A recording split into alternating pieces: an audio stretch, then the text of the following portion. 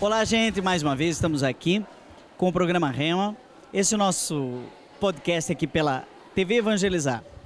E Rema é uma palavra que significa horizonte, sentido, a meta, terra prometida, a promessa de Deus.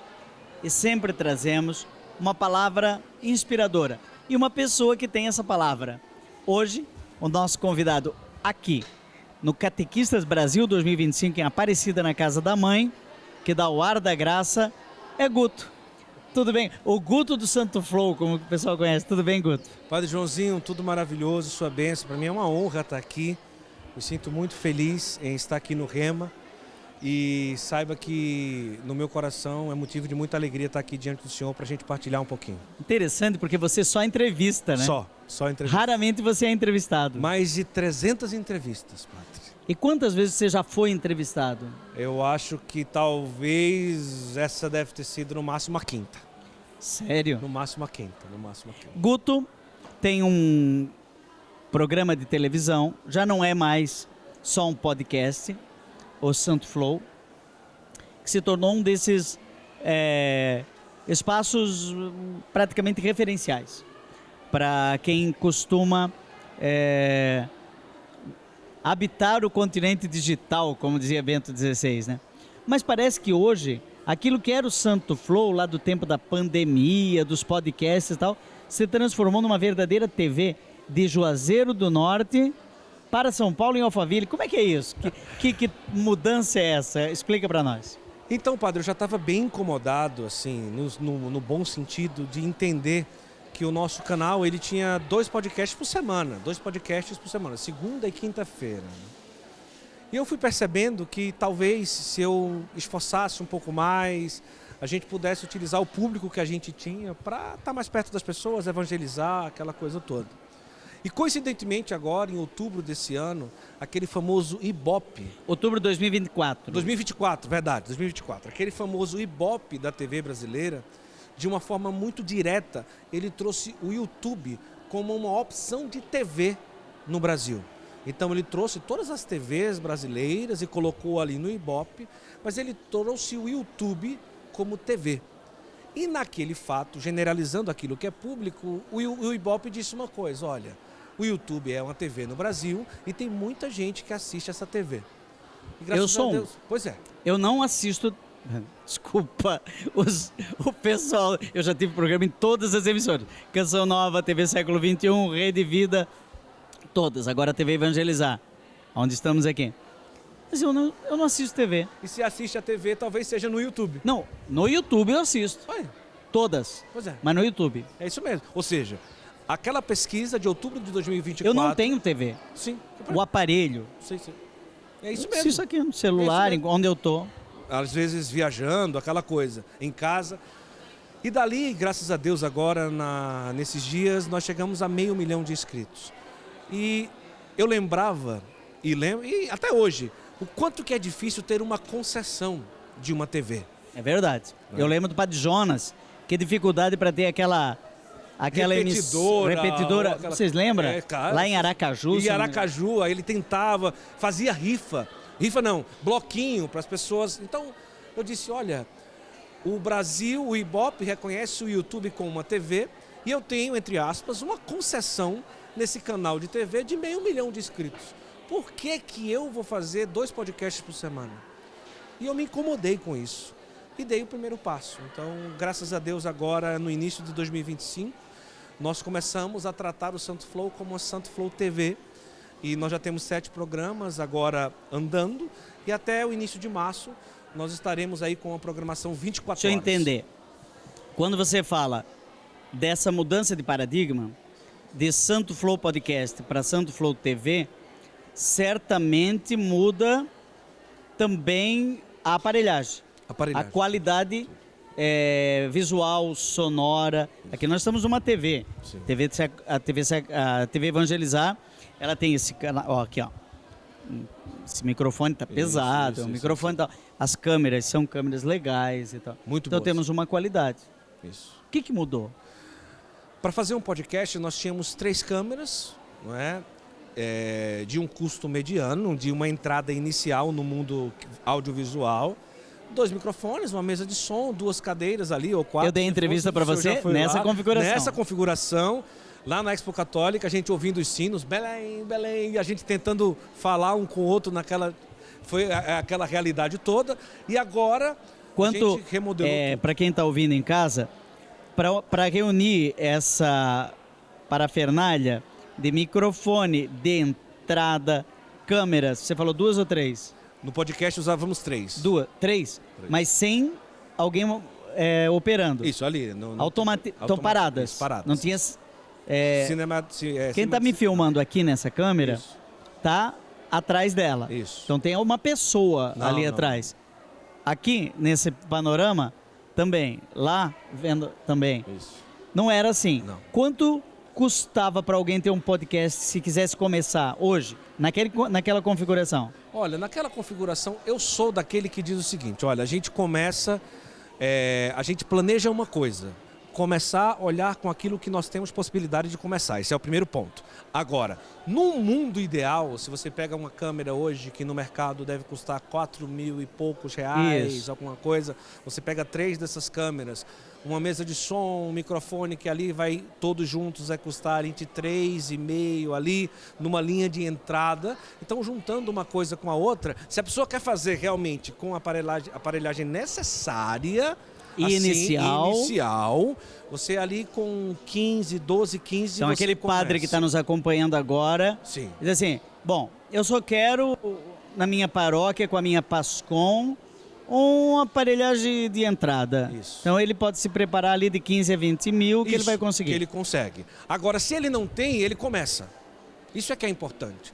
Se ele não tem, ele começa. Porque quando eu fiz o primeiro episódio do Santo Flow, eu tinha uma webcam que custava R$500 e uma outra câmera que custava R$1.500. Então, era uma câmera no plano aberto e uma câmera fechada no convidado. E daí, padre, eu fiz mais de, 20, 30 episódios nessa configuração, viajando em São Paulo, bem doméstico, preocupado bastante com o áudio, porque o podcast, por mais que seja vídeo, a maioria das pessoas que nos escutam, na realidade de podcast, elas nos escutam por osmose. Nem todo mundo senta numa TV com pipoca. Ela quer... Isso. Ela quer te escutar mais do que te ver. Mais do que ver. Então, assim, a gente vai fazer uma garantia de vídeo, de qualidade, porém, a gente precisa entender que o áudio importa muito para o formato do podcast, porque as pessoas ligam a TV, sabe aquele sentimento do rádio? Padre Joãozinho, eu ligo a rádio 5 da manhã e eu só desligo quando eu vou dormir, que é o sentimento de companheirismo que o rádio traz até hoje. Aquele companheirismo. Se uma pessoa disser assim, não quero esse negócio de entrada, eu quero fazer um podcast com a qualidade visual, sonora, tudo, como o Vilela, sim, né? Inteligência Limitada, eu já fui lá, ou o Flow, sim, ou o Santo Flow, sim, que a gente percebe que tem edição, sim. A aparelhagem de uma top, quanto que esse pároco ambicioso vai gastar? Então, na realidade que nós estamos hoje, nós trabalhamos com câmeras, eu posso falar aqui porque não seria um merchan, de qualidade Blackmagic. Então, são câmeras de cinema. Elas são feitas para filmar, elas não tiram foto, elas são feitas simplesmente para filmar e com lentes cinematográficas. Sim. Então, hoje um kit de uma câmera dessa, entre câmera, lente, tripé, sem o áudio, vai custar média de 20 cada uma. Já está próximo daquela coisa de TV, né? Isso, TV profissional. Isso, entre 20 e 22, dependendo ali, 25, dependendo da lente. Vamos falar de 150 mil. No mínimo. Porque tem que ter uma boa iluminação, e tem o estúdio. Áudio, e tem o estúdio. E vocês estão em Alphaville agora? Estamos em Alphaville. Parece que são 3 andares. É um prédio de 4 andares, nós temos uma capela. Nós temos 3 estúdios, tem a questão administrativa, a sala de edição. E nesse prédio ali, nós somos uma presença dentro de um centro comercial que trabalha entre 15 e 20 mil pessoas. Nós temos uma capela dentro, a Capela de São Felipe Neri, e a primeira presença visível dentro do centro comercial de Alphaville da Igreja Católica, que tem mais 15 ou 20 denominações não católicas que atuam nesse centro comercial já há vários anos.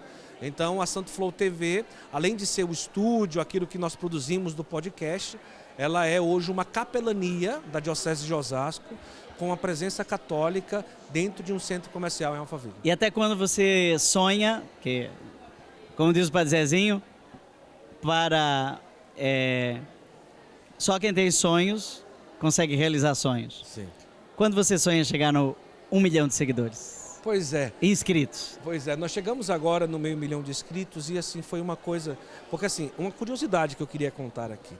Nós não temos conta no Meta para impulsionamento de tráfego pago. O 500 mil de pessoas que chegaram e se inscreveram no Santo Flow é um trabalho 100% orgânico. Nós nunca pagamos R$1 para o nosso nome aparecer em canto nenhum. Isso não é errado, não tem problema, isso não é errado. Mas é uma coisa interessante da gente pensar. Nem conta para impulsionamento nós temos no Meta, nem no Instagram, nem no Google para o YouTube.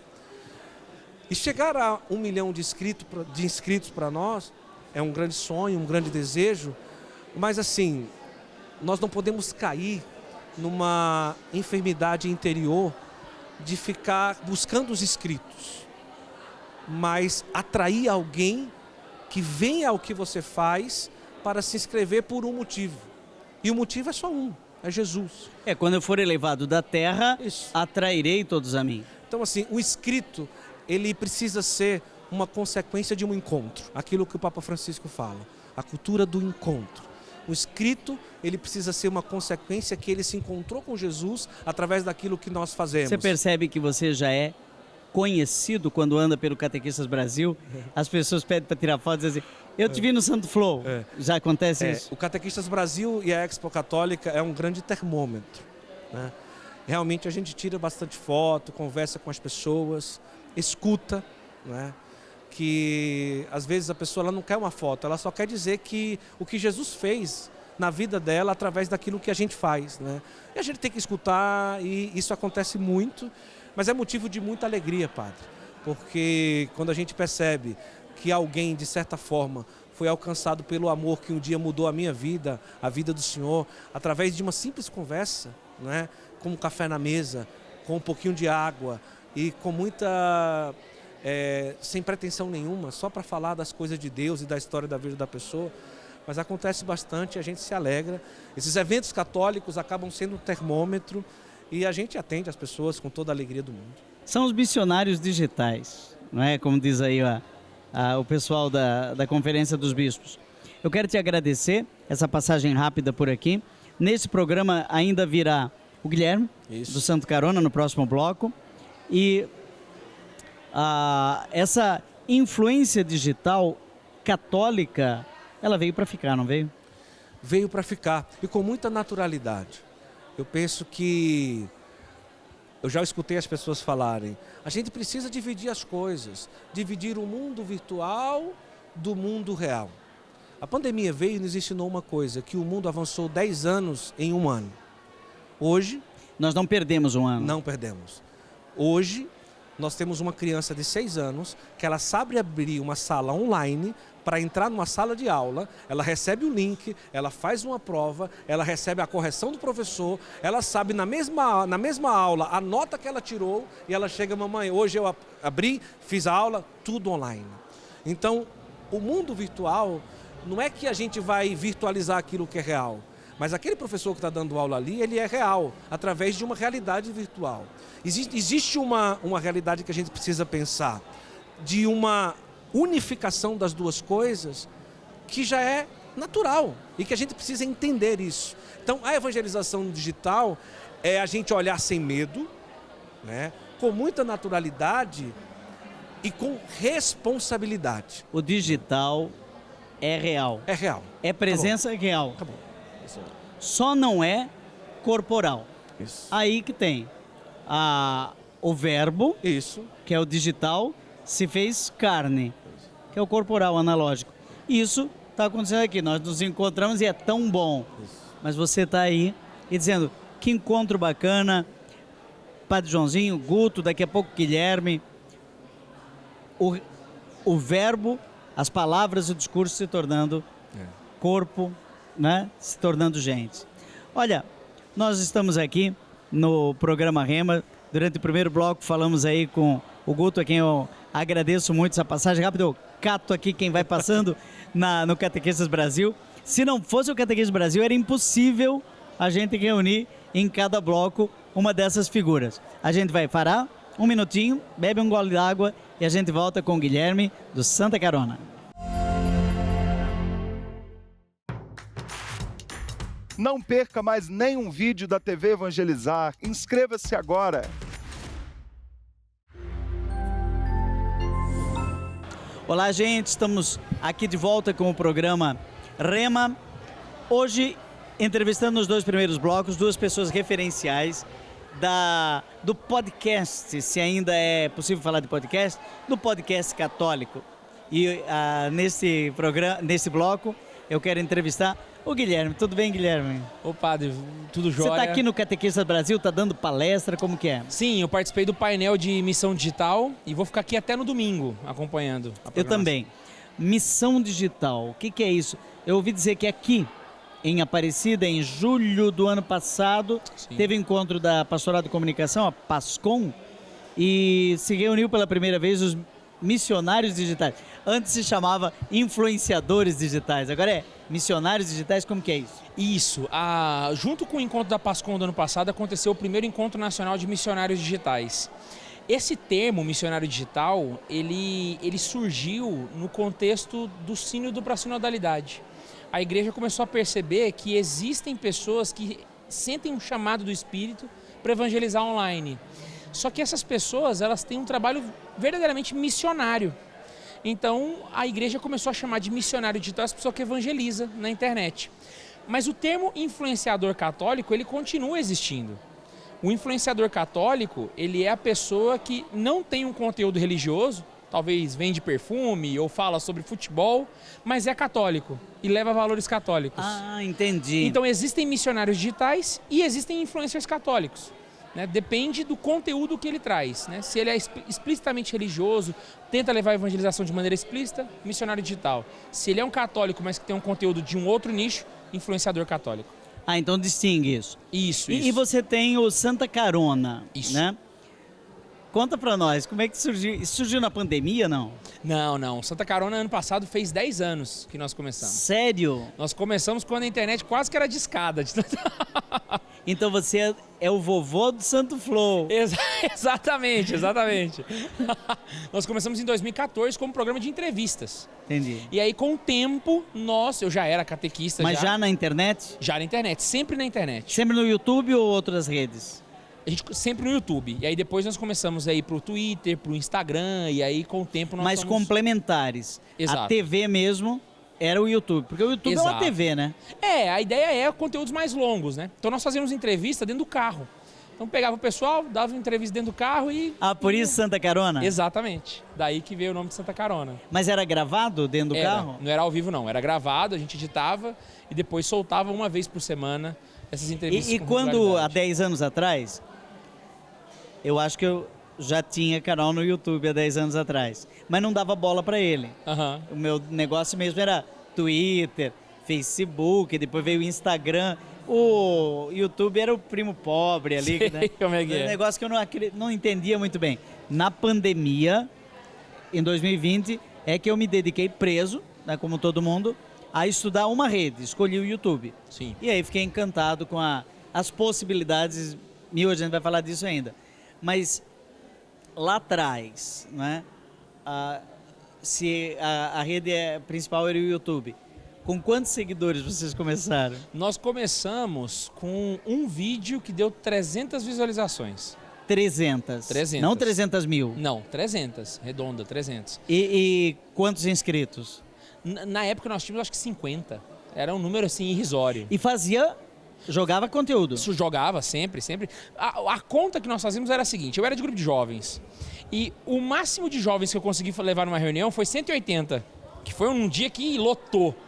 Então, quando eu soltei esse primeiro vídeo e ele deu 300 visualizações... foi um sucesso. Na minha cabeça foi, nossa, deu muito menos trabalho que o grupo e evangelizou muito mais gente. Entendi. Que no real, no corporal, Você conseguia 180. 180. Você conseguiu 300 ali, então... Com muito menos esforço. Mas certamente os 180 estavam lá. Exatamente. Então o custo-benefício pra mim valeu muito a pena, sabe? Eu falei, não, aqui eu consigo evangelizar mais. Mas aí você gravava com uma câmera amadora? Como que era dentro? Era com uma câmera horrorosa, padre. Eu tinha um celular que era um Moto G1, nem Full HD ele gravava. Era triste. Se a pessoa for lá no canal do YouTube e for no vídeo mais antigo, ela vai ver que a qualidade era Ainda assim. tá? Tá lá. Dos primeiros. O primeiro vídeo tá lá até hoje. Gravado com celular. O primeiro vídeo era o que é importante numa pregação. A gente foi ensinar uma coisinha nesse sentido. E era uma qualidade assim horrorosa. E com o tempo a gente foi, né, melhorando a câmera, sempre com recurso próprio, né? Eu trabalhava, ia lá, comprava uma câmera, comprava 50 seguidores. O primo, o tio... Era isso aí. Mais ou menos. A mãe. A mãe. Ah, mãe, você não tá seguindo, vai lá. Exatamente. Você mesmo pega e clica em inscrever-se. Minha mãe ia lá e comentava, né? Você tá aí fazendo entrevista sem colocar o cinto de segurança, sabe?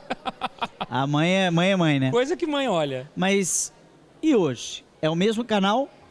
Sim, hoje nós estamos com o mesmo canal, só que agora com 200 mil seguidores. 200 mil. Já passa.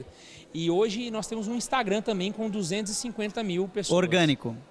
Tudo orgânico. Nós alcançamos por mês cerca de 2, 3 milhões de pessoas por mês.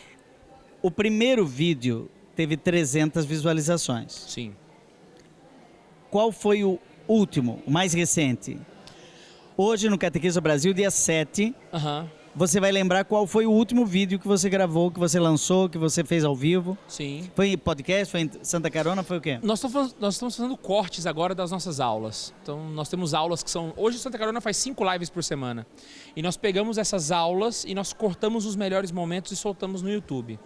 Esses vídeos dão ali umas 4, 5 mil visualizações, mas tem vídeo que já pegou 300 mil, 400 mil. É uma coisa assim, depende do tema, depende do interesse. A que você atribui a diferença de um vídeo 4 mil, 3 mil? É o que dá também o meu mini-sermão. Meu mini-sermão no YouTube todo dia, então é todo dia, dura 1 minuto, 3 a 4 mil visualizações é o normal. Sim. Né? Quando eu faço um negócio diferente, aí bomba. Mas o que é esse diferente? Você sabe quando vai bombar? Você sente isso? Tem coisas que a gente consegue chutar. Então, fala assim, olha, eu acho que esse vídeo vai dar bom, sabe? Mas não é uma ciência exata. Então, às vezes acontece da gente preparar um vídeo para ser muito legal e não dar tanta repercussão. E ter outros também que a gente nem dá tanta atenção e ele explode. Por exemplo, um vídeo nosso sobre o Carla Cutts. Foi um vídeo que a gente fez ali bem rápido. A gente montou o conteúdo, falou sobre ele e pegou 400 mil visualizações. Então, assim, não é uma ciência muito exata, sabe? Mas uma coisa que eu comecei a perceber nesses 10 anos é que não é só a quantidade. Às vezes, nós temos testemunhos em vídeos que tem pouquíssima visualização. Eu fiz um vídeo uma vez que era... então a qualidade. Exato. A gente teve uma vez que eu fiz um vídeo que era uma pauta fria. Para quem não entende dessa área, é um conteúdo que a gente faz para poder ter o conteúdo na semana, né? Não era uma coisa assim muito elaborada. E o tema era por que as coisas acontecem comigo? E nós recebemos um testemunho depois de um rapaz que estava passando por um problema muito forte de depressão e ele tinha decidido uma decisão horrorosa na vida dele, né? Se é que a pessoa consegue me entender em casa. E ele preparou tudo para executar aquele plano. E antes de executar, ele entrou no Google e perguntou por que as coisas acontecem comigo? E caiu exatamente no vídeo do Santa Carona porque era o mesmo título. E ele decide voltar atrás no plano dele, ele decide voltar para a igreja e hoje ele é fiel ao ministério, porque ele era músico, né? Resumi bastante aqui a história. E é um vídeo que, até hoje, se você for lá, eu acho que nem 1000 visualizações não tem. É uma coisa assim... Mas esse testemunho valeu o canal. Valeu o canal. Exatamente. Valeu então, assim, a gente nunca sabe o que Deus vai fazer com o que a gente posta. Então, a gente sempre quer alcançar mais. Mas você acha que... Guilherme, você acha que quem é comunicador sabe se colocar na luz e sabe que se ele usar um artifício,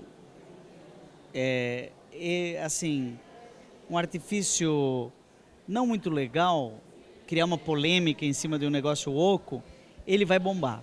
Sim, sim. Porque você sabe que se você criar uma polêmica, Padre Joãozinho morreu. morreu para o mundo. Aí você no final, você já viu esses vídeos assim? Já vi. Padre Zezinho morreu, Padre Fábio de Melo morreu, Padre Marcelo, todo mundo já morreu. Você não sabe o que o Padre Joãozinho falou nessa palestra. Impressionante. Fica aqui que daqui a...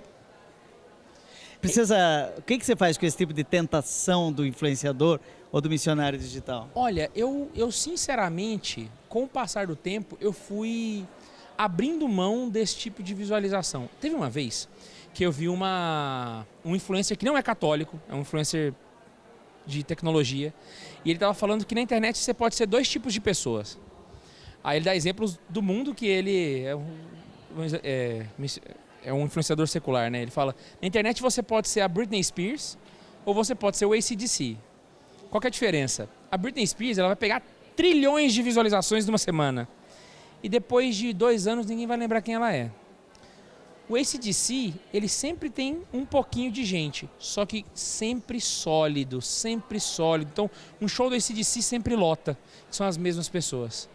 Quem que você quer ser? Nesse dia eu entendi a mensagem.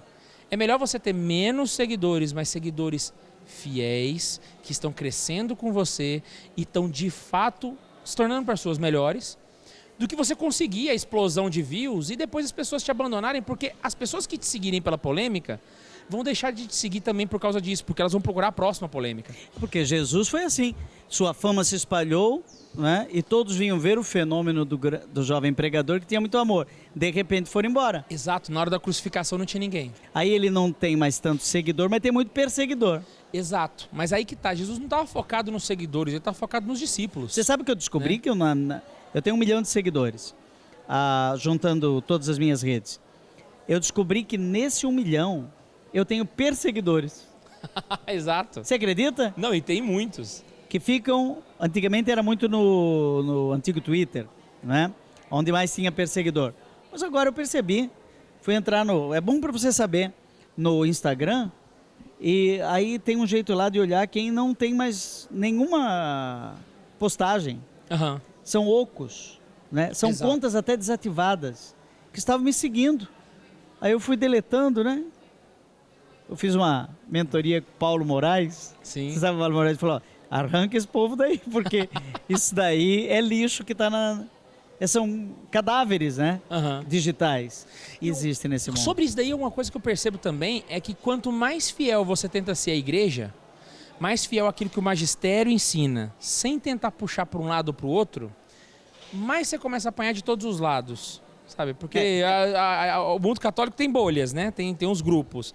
Se você fica tentar um conteúdo cada vez mais próximo daquilo que é o que a igreja ensina, e só o que a igreja ensina, acaba que um momento ou outro você vai ser jogado para um lado, né? Então, quem é da esquerda vai te chamar de direita, quem é da direita vai chamar você de esquerda, quem é de cima vai chamar você de baixo, quem é de baixo vai chamar você de cima. E se você vier num evento com a CNBB, aí você vai dizer, adestrado. Exatamente, que foi o que aconteceu com a gente, inclusive, há um tempo atrás. Mas o que eu admiro em você e no Guto é que você, não só vocês, tem muita gente que está nessa linha do site Catequista, por exemplo, como é que é o nome dele? O Alexandre. Alexandre Varela, né? Uhum.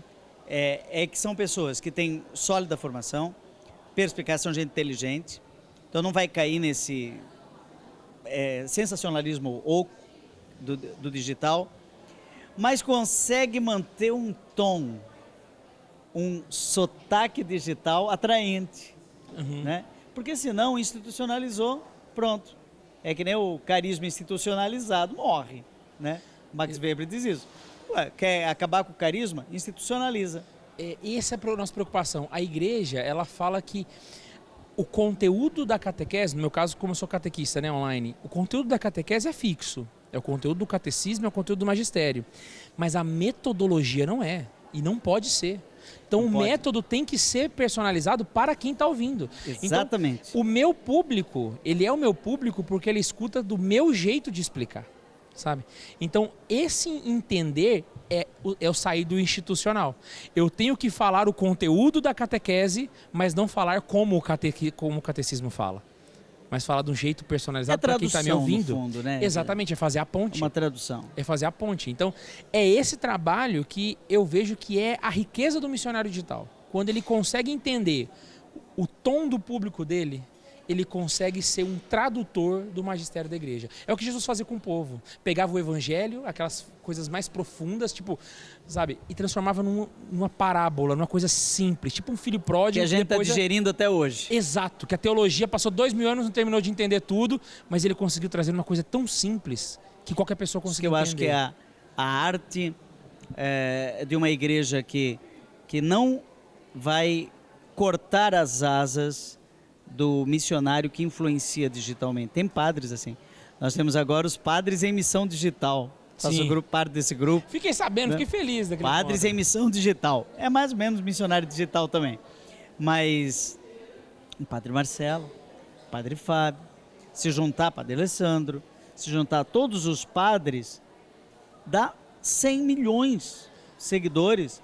Precisa a CNBB ficar 300 anos publicando documentos para chegar nesse público todo. Agora, uma palavra desses padres junto, quando a gente esteve lá em Brasília, deu esse adestrados e não sei o que, estava Padre Paulo Ricardo, junto com o padre, Frei Gilson, né? Quando, agora o padre esse do Paraná, como é que é o padre? Alex Nogueira. Alex Nogueira, Olha, conheço demais. Eu tô velho mesmo, hein? ele dá pra fazer tese de mestrado, hein? Não, aquele dele é porque maravilhoso. o padre Alex Nogueira não tem nada de extraordinário, ele só reza. É o arroz com feijão bem feito. O arroz com feijão bem feito, e as pessoas precisam de arroz com feijão. Não, e outra coisa, é o mesmo caso do Frei Gilson. O que o Frei Gilson faz de extraordinário? Ele reza o rosário. E 4 da manhã. 4 da manhã. Esse que é o diferencial, 4 da manhã, mas ele reza o rosário. É o arroz com feijão bem feito. O Espírito Santo não precisa de muita firula. Padre Deon, nosso fundador, escreveu isso há 100 anos. Quero te dar de presente aqui da editora SCJ. Você vai ler e eu vou lá no seu Santa Carona para a gente falar sobre isso. Vida de amor. Hoje a gente está gravando, é uma primeira sexta-feira do mês. Quero te presentear com isso e agradecer a tua presença e essa evangelização bonita que começou lá no Simples, não perdeu o Simples e continua agora com 200 mil seguidores, evangelizando e influenciando. Nós vamos fazer um breve intervalo e no último bloco trazemos aqui um sacerdote Pacabá. 2 minutos e a gente volta.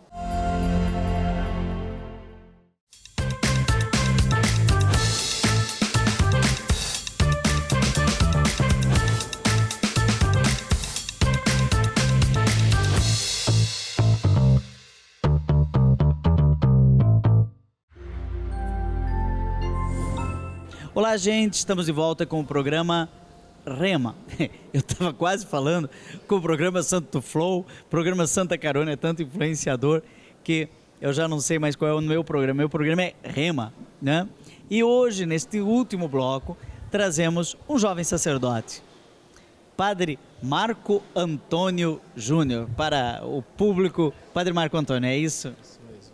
Muito bem, eu sou o Padre Marco Antônio, sou natural da cidade de Taubaté, religioso deoniano como o Padre Joãozinho, e hoje estou como vice-diretor da ADBC, junto à nossa congregação. Sim, você sabe que nós estamos aqui na Catequistas Brasil com o nosso stand, né? Biblioteca do Coração, e você trabalha especificamente na questão das velas. Por que uma congregação religiosa mantém uma fábrica de velas? Às vezes as pessoas podem perguntar, mas não é só para padre, não é só para rezar, para celebrar missa, batizado, casamento. Qual o sentido de ter uma atividade econômica, rentável? Não seria uma coisa do mundo? Não seria mais para os leigos? Por que uma congregação tem uma fábrica de velas? Muito bem, Padre Joãozinho. Nós sabemos que para termos padres, precisamos também trabalhar com a parte financeira, porque os nossos seminaristas, fráteres, religiosos, precisam também comer, se alimentar. Além disso, temos as nossas faculdades, os nossos jovens que estão no seminário menor, também estão na escola. E tudo isso envolve dinheiro, pois vivemos em um mundo onde o dinheiro faz parte da nossa vida e nós não estamos a par disso. Por isso, quando nós falamos de uma fábrica de velas, nós falamos de uma história de uma congregação que também tem o seu vínculo com este movimento, mas também com a importância do que ela representa para as nossas casas como religiosos, né? Então, ou seja, a nossa congregação tem seminaristas que comem feijão. Muito bem. E comem bastante feijão. Esse feijão tem que ser comprado. Ele não cai do céu, não é? E alguém tem que pagar o feijão para formar um padre. Ou seja, aquele padre que está lá na sua comunidade, celebrando aquela missa, e ele está falando, ele está vivo, ele tomou café da manhã, ele almoçou. Mas antes disso, ele foi um seminarista. E quando ele era um seminarista, ele estava no escondimento do seminário e ele precisava estudar. E quem pagou os estudos? Não é isso? Bem, isso mesmo.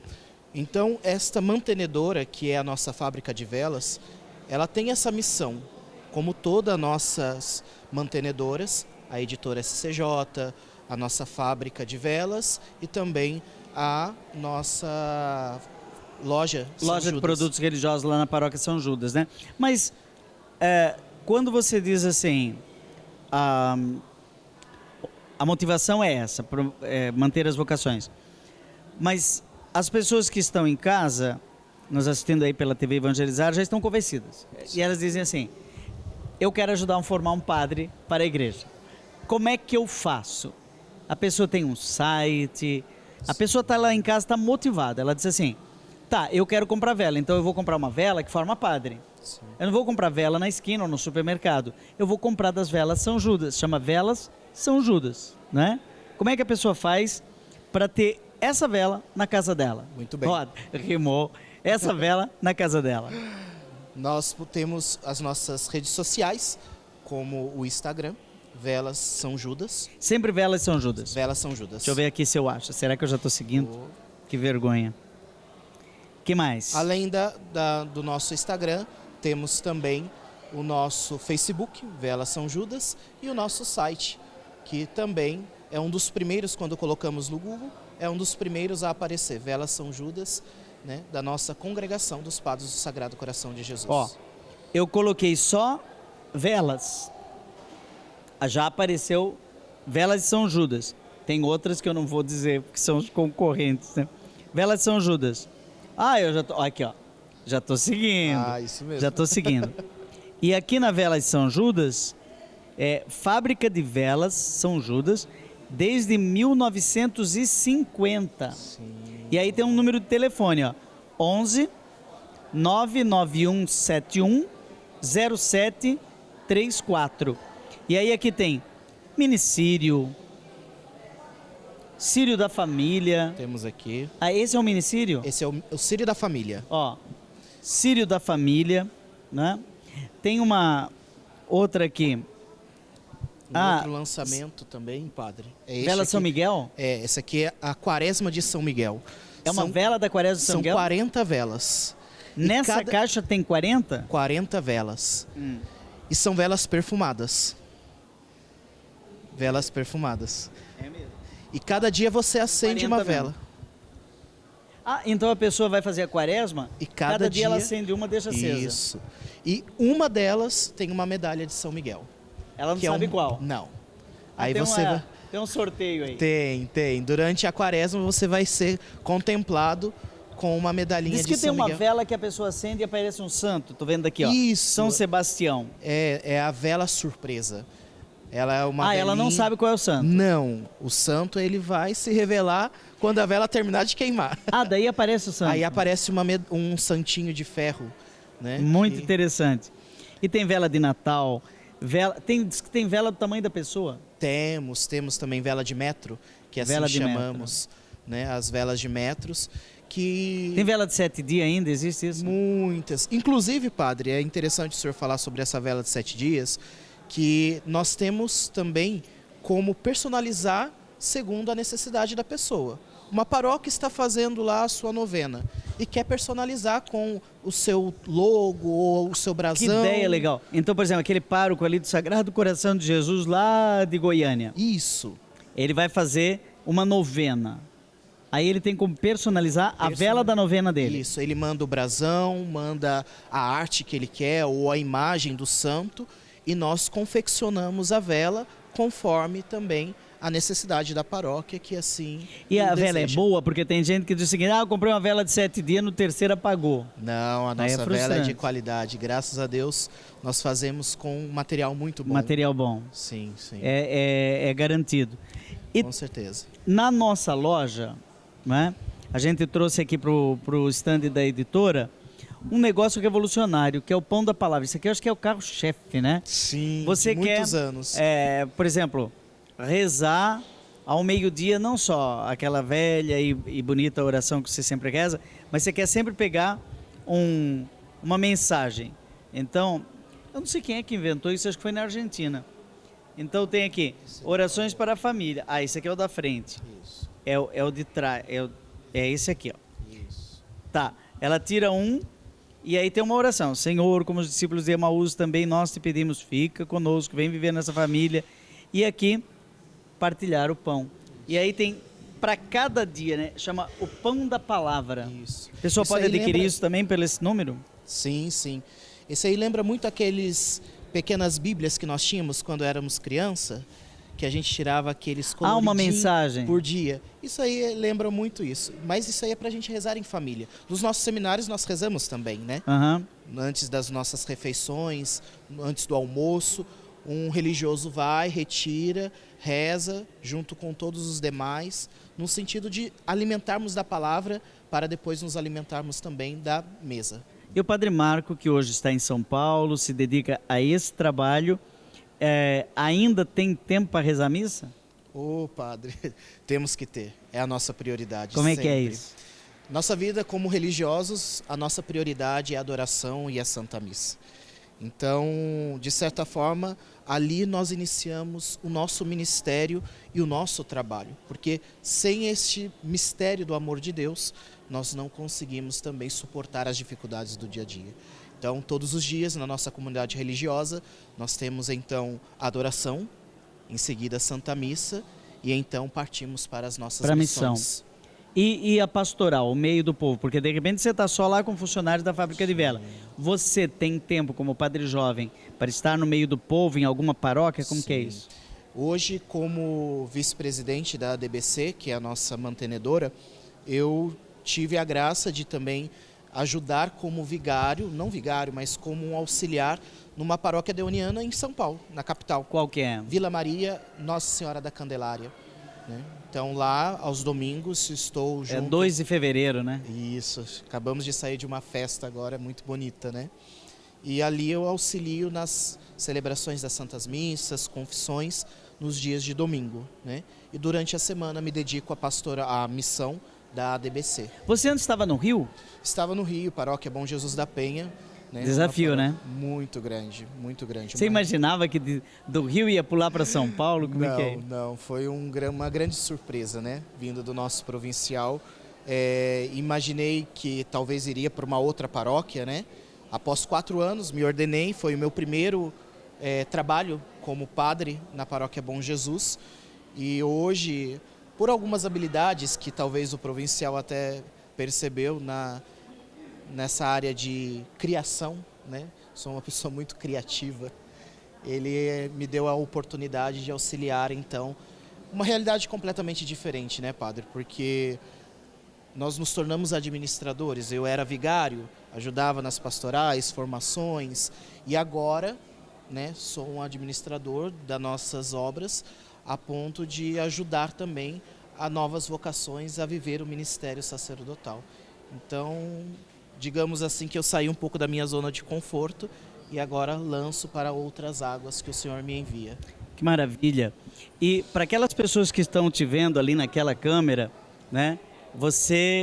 Uma das suas missões é vender o peixe. Oh, para ver certeza. peixe não, vender as velas. Porque não é só comprar, gente. É ajudar a formar um sacerdote. Porque o Pai Nosso está no céu, mas o pão nosso, a vela nossa, o livro nosso, a biblioteca do coração de cada dia está na terra. E a gente corre atrás. Então, se você quiser, nesse último minuto, fazer um apelo, um marketing, né? A propaganda é a alma do negócio. Fica à vontade, Padre Marco. Então, a você que nos acompanha, Agradeço desde já a oportunidade de poder falar um pouco dessa nossa missão. Convido você a conhecer as nossas mantenedoras, assim como o Padre Joãozinho já apresentou, a nossa editora SCJ, conhecer também a nossa fábrica de velas, São Judas, e assim você pode ter certeza que tudo aquilo que é vendido é revertido para a nossa formação. E não somente a formação, mas também para os padres que já estão naquela idade mais avançada e precisam de um cuidado maior. Então, toda a ajuda que você nos dá através da compra das velas, através de adquirir algum livro nosso, alguma imagem na nossa loja, você pode ter certeza que contribui para a vocação de um novo seminarista, um novo religioso e um novo sacerdote. Obrigado, Padre Marco. O Padre Marco Júnior, Padre Marco Antônio Júnior e eu moramos na mesma comunidade. E essa comunidade se chama Instituto Meninos de São Judas Tadeu. Algumas coisas a gente não faz propaganda. A mão direita não sabe o que faz a esquerda. Mas para quem imagina que às vezes a gente está só rezando, nós rezamos todo dia, como disse o Padre Marco, 1 hora antes de começar a trabalhar. Mas ao meio-dia, invariavelmente, na obra Instituto Menino de São Judas Tadeu, são distribuídas cerca de 10.000 refeições. Precisa muito fome zero para chegar perto disso, viu? Numa obra, né? E você pode fazer parte dessa obra. Pode entrar no site Instituto Menino de São Judas Tadeu, pode entrar no site da nossa fábrica de velas, da editora scj.com.br e fazer parte dessa família, ajudando a formar novos sacerdotes e ajudar pessoas em situação de carência, de vulnerabilidade, que também serão beneficiados por essa sua generosidade, que é também uma forma de espiritualidade. Quero agradecer esse espaço concedido aqui pela TV Evangelizar, Padre Reginaldo Manzotti, que agora está aí com você na experiência de Deus. E nós vamos encerrando aqui mais um programa Rema. E voltamos na semana que vem com mais surpresa. Aguarde. Até lá.